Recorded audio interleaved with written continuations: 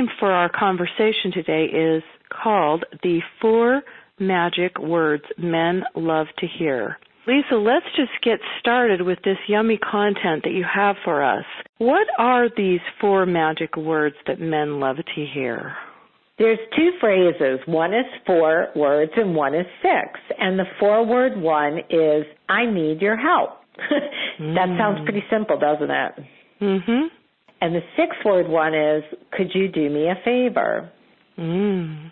And they're so different because we as women, we come into the world in the form of creating community. So an example for I need your help would be, let's say you needed a table moved. And with women, I would say, Michelle, can you help me move this table? And I think I'm being nice and sweet. You would probably hear it that way, wouldn't you? Yeah. A man doesn't hear it that way. A man hears it as demand. You're demanding. You're telling me what to do. I think it really goes back to their mothers, asking them to do things. And when you say to a man, I need your help, you're making him feel like a man. And we have not done that in a long time with men. Mm-hmm.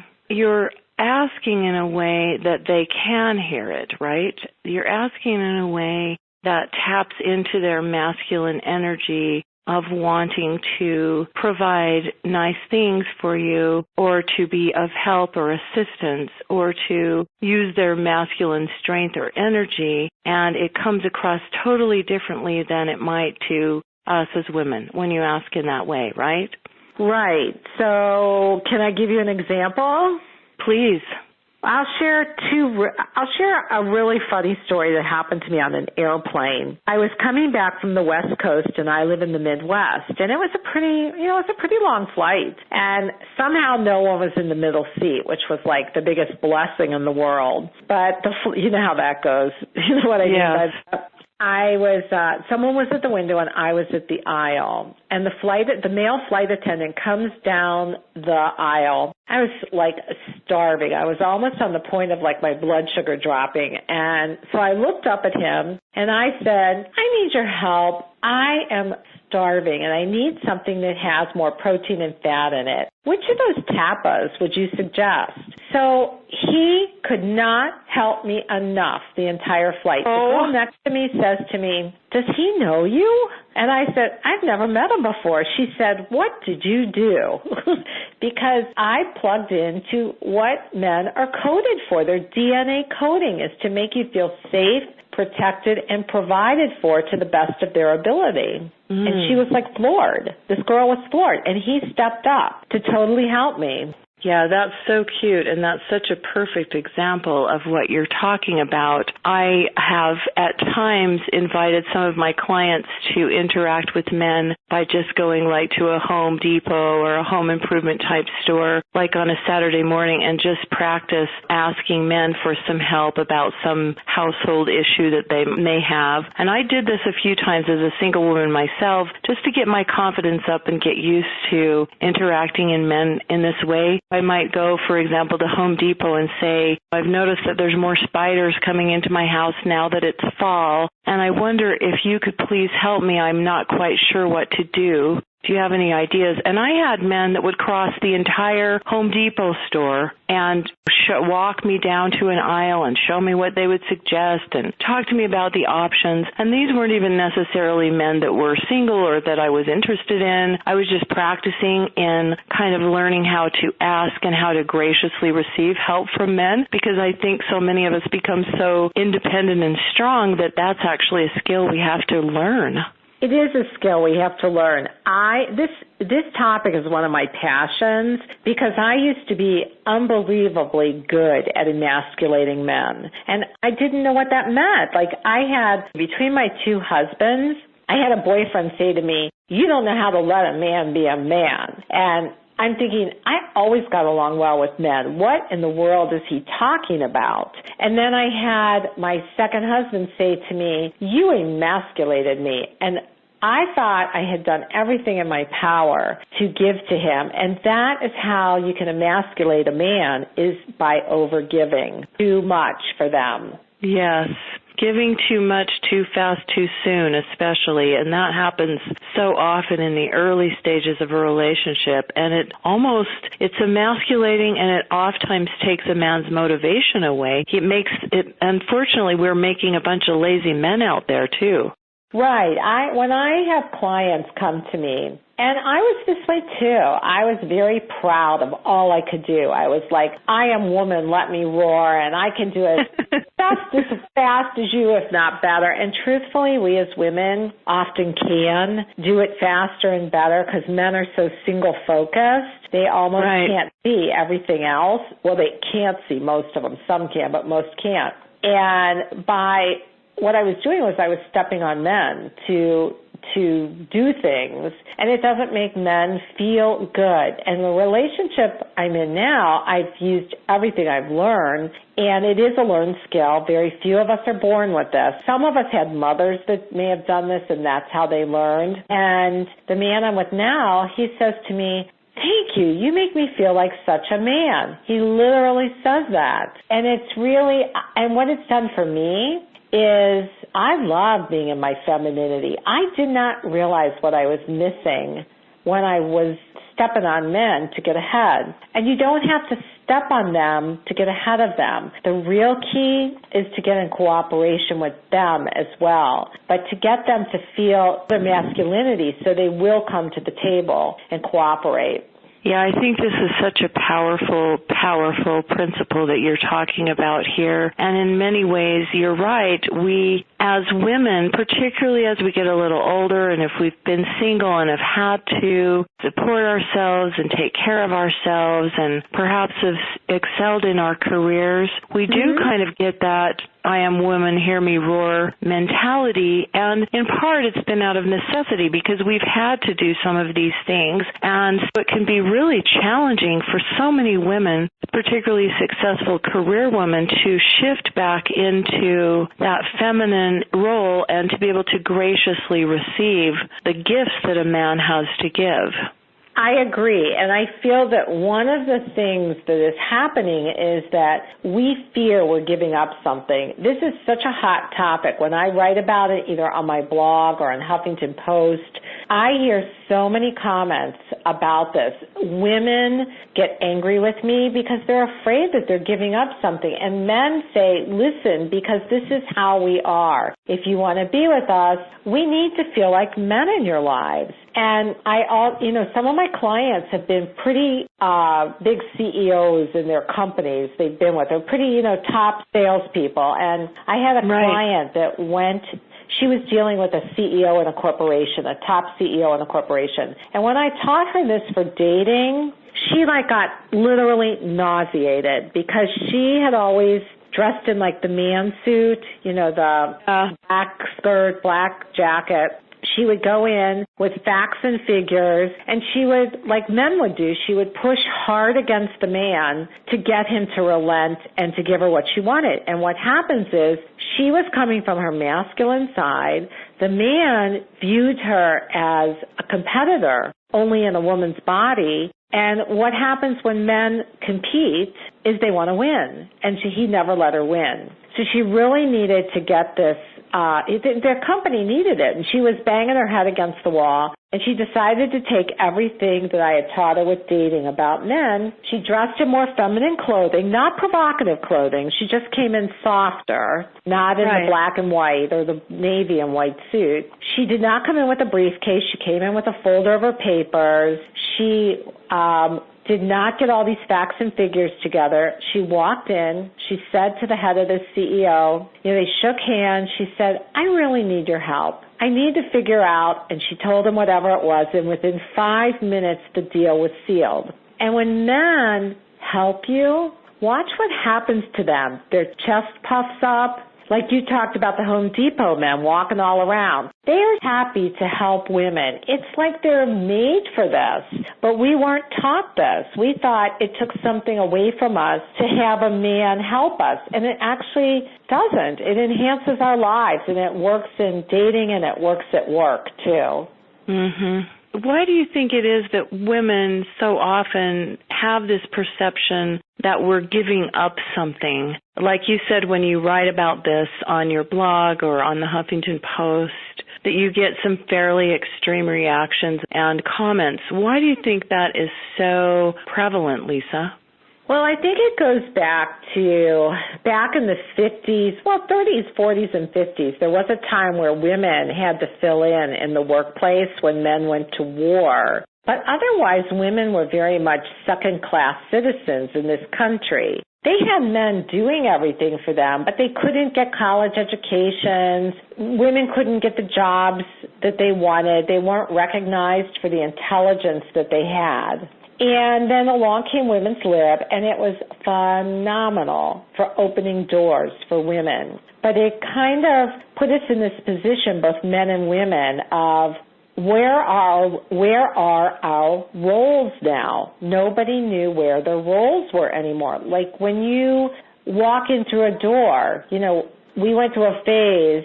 I'm like 59, and I remember going through a phase where let a man open the door for me. No, I can do it. I can do it. And now I let them open it. But it was this fear we would lose something, that maybe we would be perceived as weaker again. But the thing is, men love strong, independent women as long as these women let them be men and that they appreciate the men.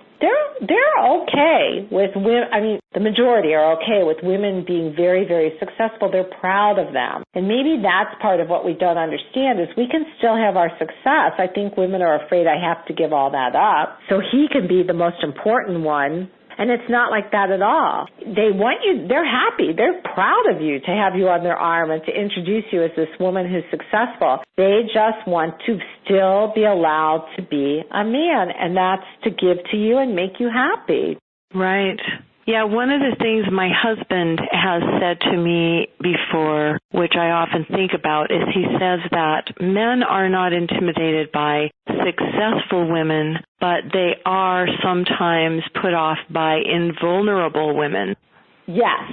Well, think about it. If we're concerned about being perceived as weak, if we show our strongest side, and what women don't realize is men from their minds. Women were designed to come from their hearts. And we have gotten in a place, because we've been competing with men, we've kind of given our hearts up. And when we gave our hearts up, we gave our vulnerability up. And that is something that men love about us, is our softer side. They know you can do it. They really do, but they want to be given the opportunity to do it for you when they can, because it feeds in, again, into that DNA coding of making you feel safe, protected, and provided for to the best of their ability. Yes, and one of the things that I think comes into play here too, Lisa, and I'd love for you to give a few thoughts on this as well, is that I think that what happens so often too, especially early in a dating relationship, is a woman has this temptation to give too much too fast too soon instead of graciously receiving, and that can take away not only some of a man's motivation and potentially make him lazy or make him feel somewhat emasculated. It also is something that I think women don't recognize, and this is the piece I'd love for you to speak about, is that by just graciously receiving his gifts, and when I say gifts, I'm not necessarily talking material gifts. I'm talking about his time, his attention, the things he can do for you, his opening the doors, him taking you out,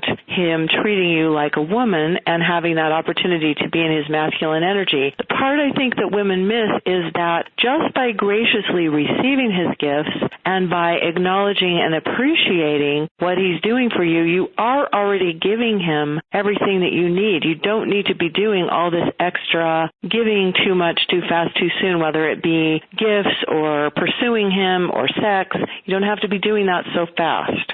Right. You're actually training him to stop giving to you when you give in the beginning so much.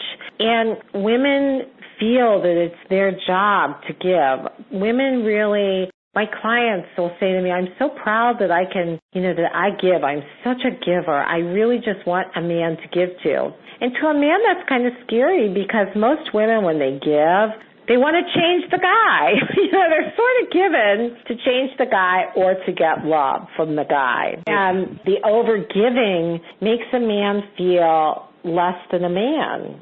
And it takes him back to the days of his mother, where his mother gave to him and gave everything to him. And supposedly his mother trained him to be a man, to give to other women. And we do take that away from men. The interesting thing, I had a client have this aha moment where she said to me, we work on the languaging and stuff. I work on that with clients. And she said, oh, my God, I want a man to accept me for who I am, but I realize I'm not accepting men for who they are. I want them to be like me. And that was a huge aha, and that's exactly it. We want men to be like us, and they're not. They just aren't. They're very different. Yeah, and I think it's interesting you say this. I just was thinking about a conversation I had with one of my clients just yesterday. She's a darling woman, actually in her 70s, and she's just been starting online dating and has met this man, and he's fairly recently divorced and doesn't have a lot of money. And she was telling me that she's been researching how they can go dancing for free and the inexpensive places that they can eat, and planning to have her fridge stocked so that she can be prepared to feed him at a moment's notice. Yeah. You can imagine, I said to her, you are not allowing him to figure this out on his own. You're, out of kindness and generosity, you're stepping him in to sort of rescue him. Right. And I think that can be a temptation for women as well, to want to step in and try to rescue a man rather than allowing a man, even though it might take him a little longer or he might do it in a little different way, to figure things out on how to make things work. Because if he wants to date her and see her, he can figure out what he can afford and how to manage and maneuver all that. She doesn't need to be doing all this work.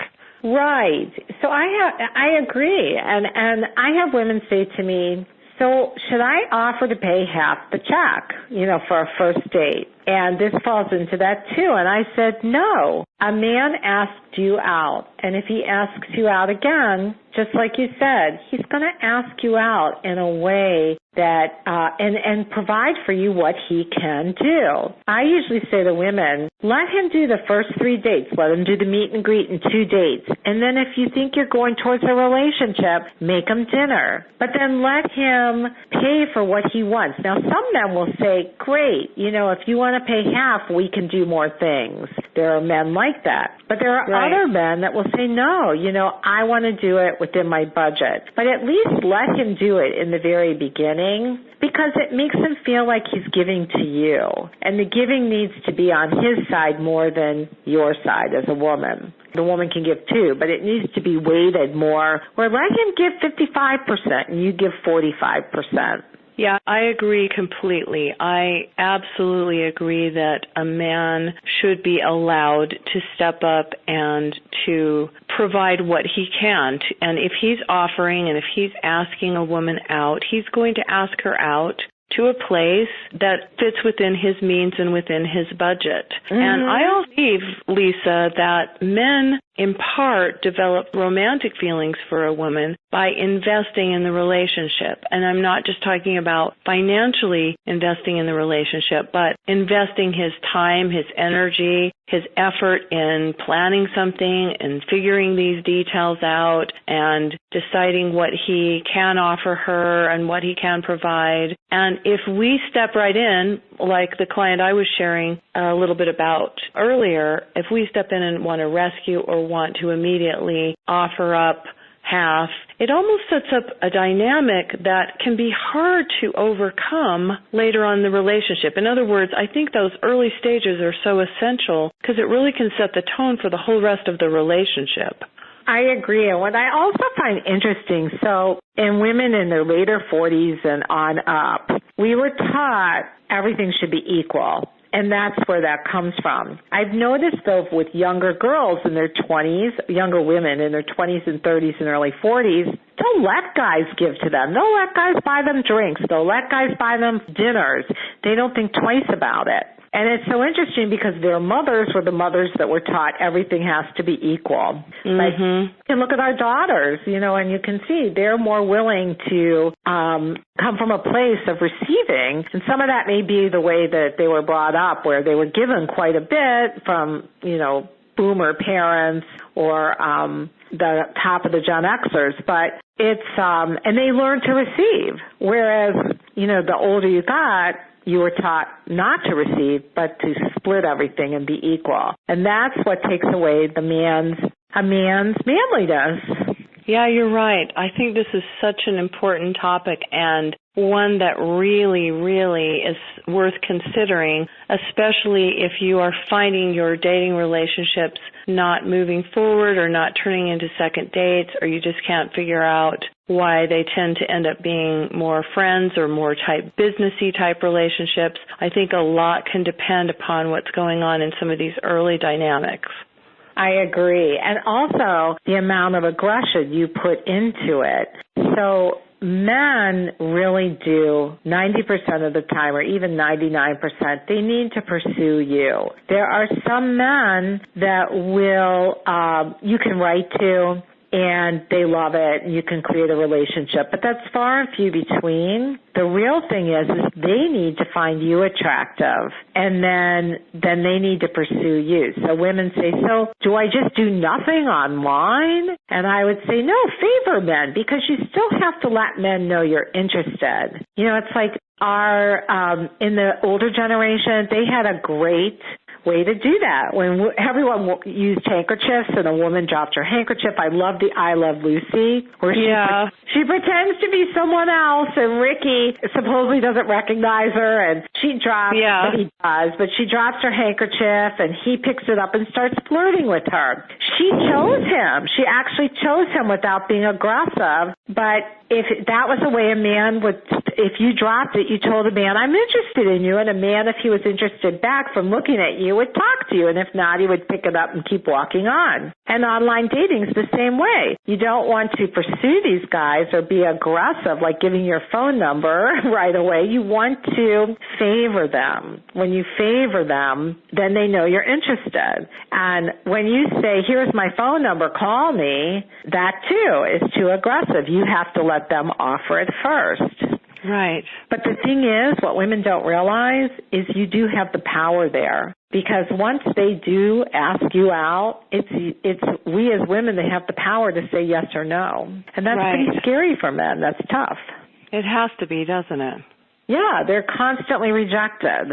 Constantly. It's hard on them. It really is. That has to be very, very intimidating for a man sometimes to risk that rejection and risk having a woman basically blow him off or not respond to his interest. And I think you are right. I think oftentimes as women, we do forget how much power we really have in this situation. And I think you're pointing out a really important distinction, Lisa, where the dropping of the handkerchief example, we may not be dropping handkerchiefs, but we can let a man know that we have some interest in a feminine, graceful way without going into that aggressive or pursuing mode. And I think that's what you're saying.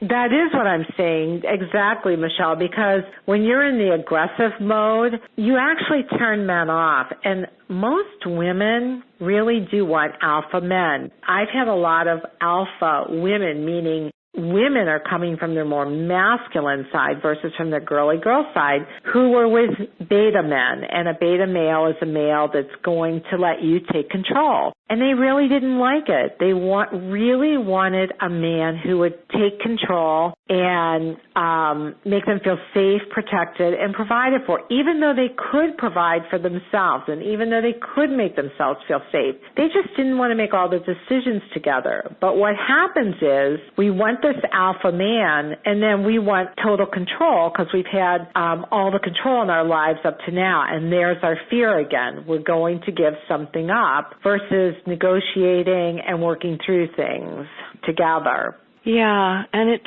really a dance that we have to learn how to do because it doesn't always come really naturally or intuitively particularly for those of us who have spent some significant time being single and successful out in the business world and feeling like we had to step up and take care of everything and became so strong and independent and we felt pride in that. And it's like the women that say, I don't need a man, I don't need a man. Well, it's like, okay, maybe you don't need a man in some of the traditional ways that women have needed men before, but wouldn't it be nice to have a man, right?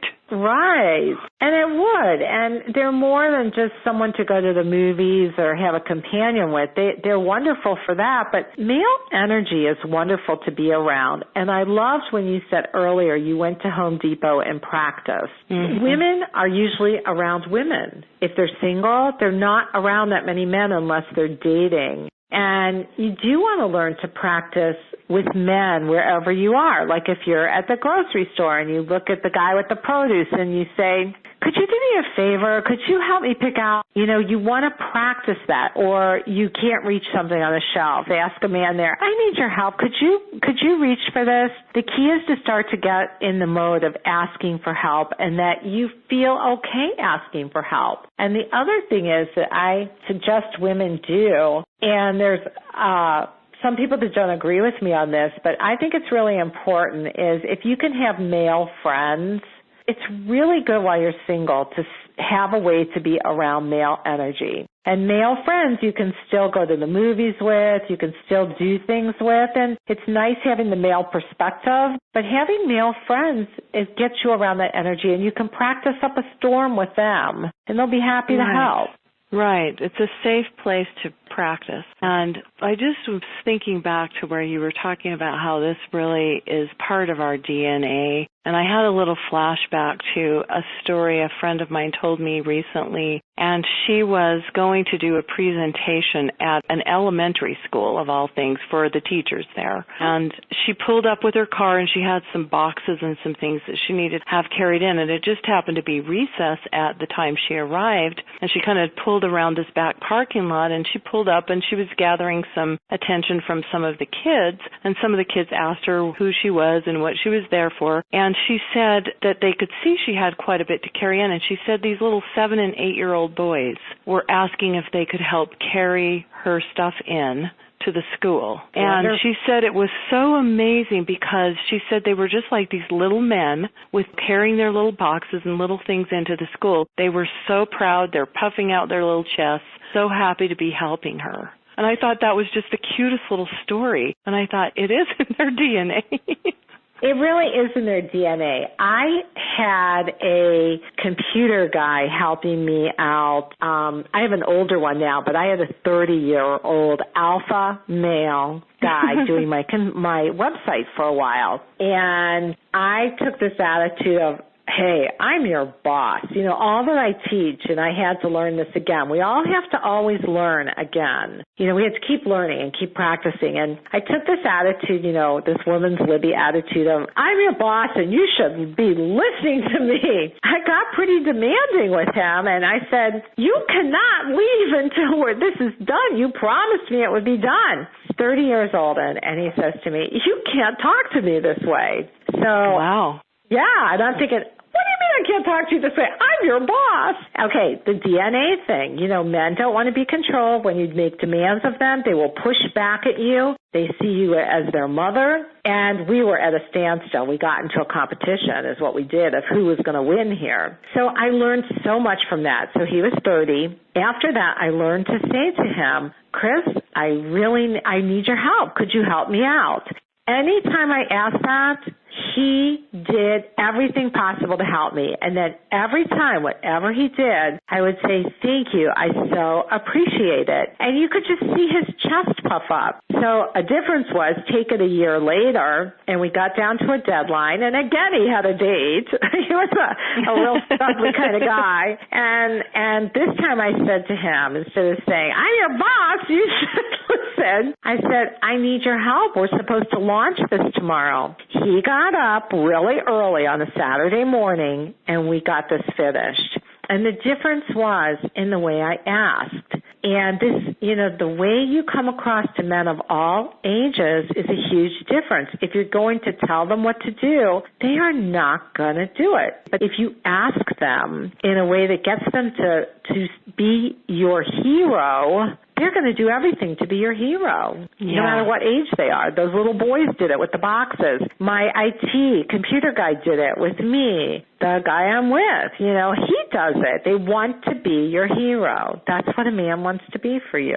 Mm-hmm. And I think one of the things you said earlier in the call really stood out to me that I'd just like to emphasize again, where you said, I think part of this is that we sometimes know as women that we could maybe do it better, faster, or figure it out more quickly. And I know for me sometimes I have to be really aware of this in my marriage because I'm kind of a take charge kind of gal. I want to get things done. I have an idea of how they should be done and how fast they should be done. And my husband doesn't always walk to that same drum beat.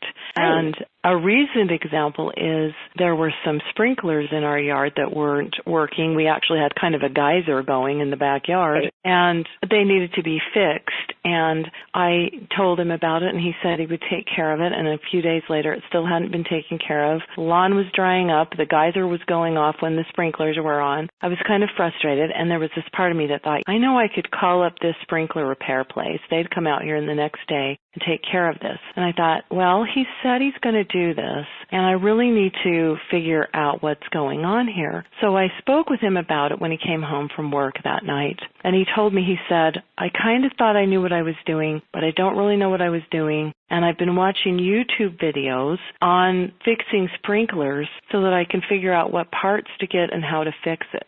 Wow. And I didn't know this was going on because he was trying to figure this out on his own so that he could be that hero and that he could fix this problem and take care of it. And his intention was to fix it and to keep his word. He was just trying to figure out exactly what needed to be done to make that happen. And I think, that would have been terrible if I had gone ahead and called the sprinkler repair shop. I would have emasculated him in that situation.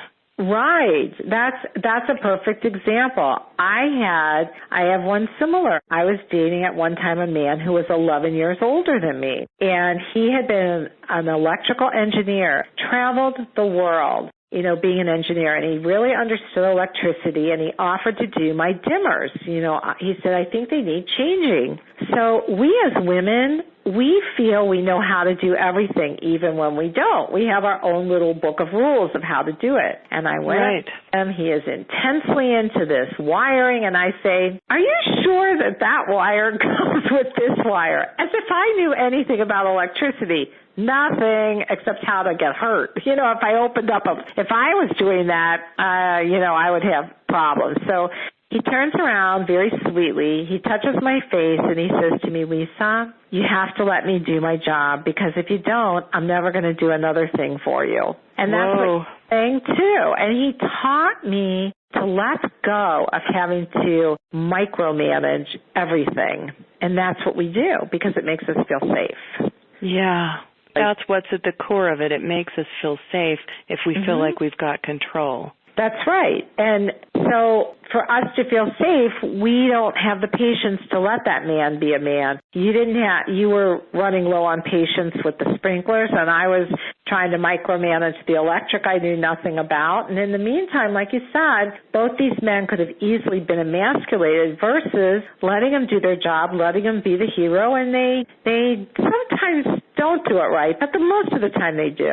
And that's another way to emasculate is if a guy loads your dishwasher for you and he loads wrong and you go in, right? Because we all have our own idea of how the dishwasher should be loaded, right? That's right. You go in and you start reloading that dishwasher. He's never going to do it again because you're like taking away what he did. So I always say, Well, you can do one of two things, because I must admit, with the man, the wonderful man I'm with, the first time I made dinner, he loads the dishwasher, and he literally loads it so that absolutely nothing would have gotten clean, because it was like all on top of each other. So I did say to him, I need your help. My dishwasher, would you be okay if I showed you, how to put these in so they get clean? I don't care how you load the dishwasher as long as everything gets clean. It's just these won't get clean. Would you be okay with that? So I threw it back on him to tell me, will it be okay? And he said, yeah, sure, because he didn't want me to have dirty dishes and have to do it again. But if you're just redoing because it doesn't look right or glasses are in the wrong spot, that kind of stuff, let it go. And when he's not around, rearrange it however you want. Yeah, even two women in the same kitchen would load the dishwasher differently, and I have to confess that at times when my husband loads the dishwasher, I really have to just hold myself back because I so want to rearrange things. Well, and it's not because the dishes aren't going to get clean. It's because I have this idea of how it should be.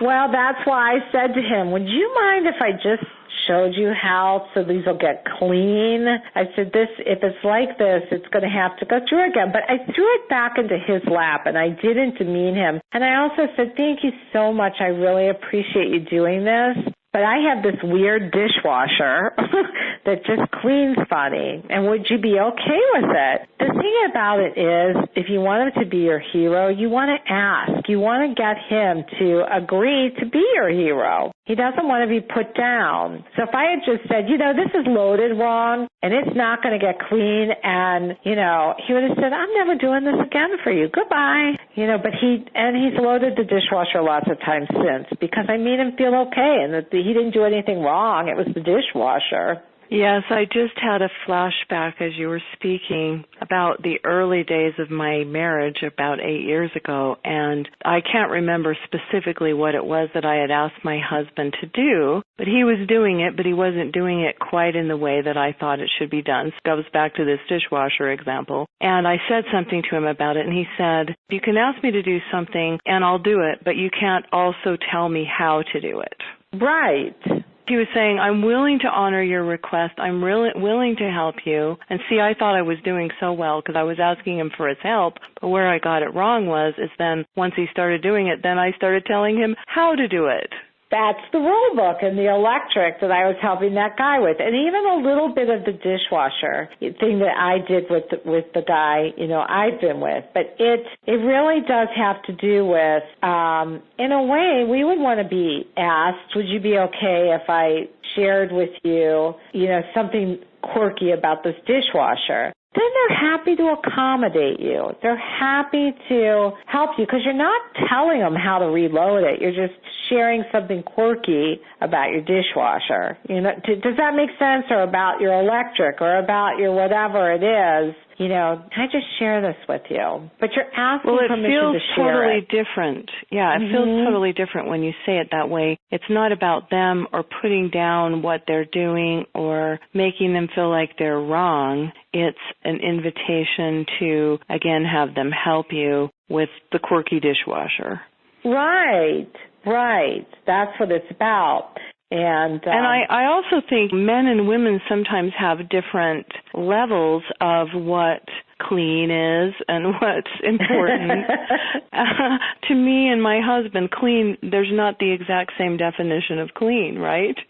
Right. And it's okay sometimes to relax and allow for some space there because, like you talked about earlier, we don't want to be in this competitive situation or making them feel like whatever they do, they can't please us because that takes away a man's confidence, his motivation, and emasculates him. If you always think of it as how can I put him in the position of being able to be successful at being a hero for me, because that is what they want to be. They want to be seen as someone that has your back, someone that will do for you whatever it takes to make you safe, protected, and provided for. And we, in turn, though, when we view men, a lot of women go, I want my best friend. A man is not your best friend necessarily. necessarily in the way a woman is your best friend. Like, you know how you would go to a woman and you would process something that happened. So let's say your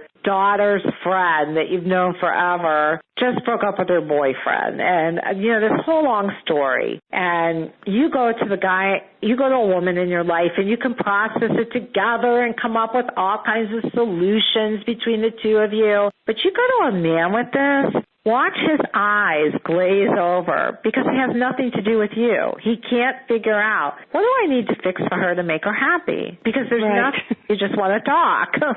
Right. So that's another thing we have to understand about men is that men, their goal is to make you happy. Their way of being your best friend is to have your back and to really be there for you, to have your back and to do for you as much as they can that makes you happy. But if you need to just talk with a man and let him discuss, you want to just tell him the story about your daughter's girlfriend's boyfriend, then you have to say to a man, can I just share a story with you? I don't need you to fix anything. I just want to share it for about 5 minutes. And a man can do it for 5 minutes. He can hold on to that for about 5 minutes. But beyond that, since he doesn't have the job anymore of fixing something, he loses it. Mm-hmm. He glazes over and loses track.